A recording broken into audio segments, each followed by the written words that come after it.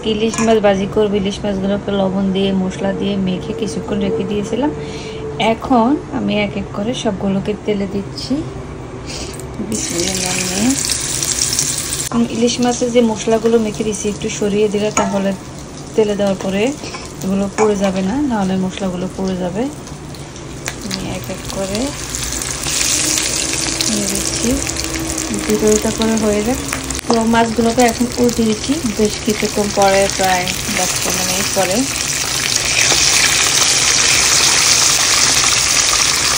আজকে ইলিশ মাছটা মচ ইলিশ মাছ দিয়ে তো আমার এই যে ভাত খাবো। আর ডিমওয়ালা ইলিশ মাছ ভাজি চলছে। আর মশলাগুলো দেখতেছি না, সরিয়ে দেওয়াতে খুব সুন্দর করে মাছগুলো ভাজি হচ্ছে। এদিকে এখন মাংস ভাজি করবো। আর এদিকে হলো হেলন ডালের পাতলা ডাল রান্না হচ্ছে, আলু সিদ্ধ করা হয়েছে।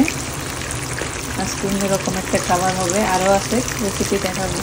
ডাল রান্না হয়ে গেছে, কি বলবো, হেলন ডাল এই যে বাগা দিয়ে দিলাম। আর হলো যে এই ডালটা যে মজা, আপনার সাথে রেসিপি শেয়ার করবো। এটা হলো হেলন ডালের পাতলা ডাল।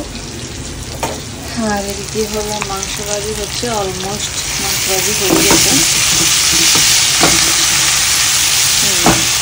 আর ইলিশ মাছটা ভাজা হয়েছে, এখন যার সাথে একটু পেঁয়াজ দিব। এদিকে হয়ে গেলে নামিয়ে তারপরে এই যে মাংস ভাজিটা হয়ে গেছে, দেখতে কতটাই আমি লোকে দিয়েছি।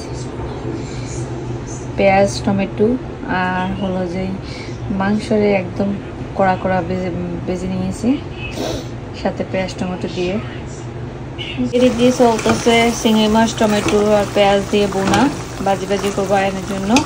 আর এদিকে হলো ইলিশ মাছের জন্য পেঁয়াজটা ভেজে নিচ্ছি, কোনো মশলা ছাড়াই, যা সেটি লবণ দিলাম। আর সাথে শুকনো মরিচ, ইলিশের তেলে ভাজা শুকনো মরিচটা।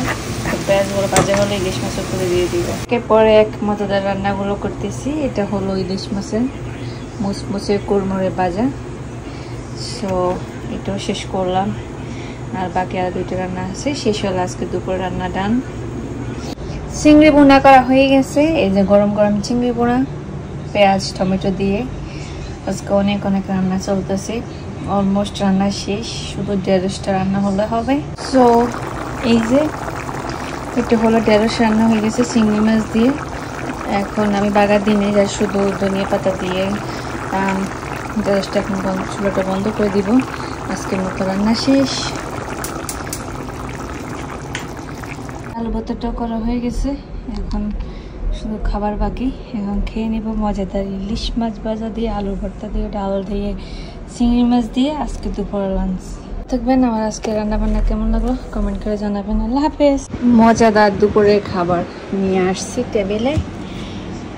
এই যে আলুর ভর্তা, তারপর হলো ইলিশ মাছ ভাজা, শুকনো মরিচ, সাথে আছে হেলন ডালের পাতলা ডাল, সেটা পরে নেব। আগে এগুলো দিয়ে ভাতটা খাচ্ছি, দেখতেছেন কি যে আমি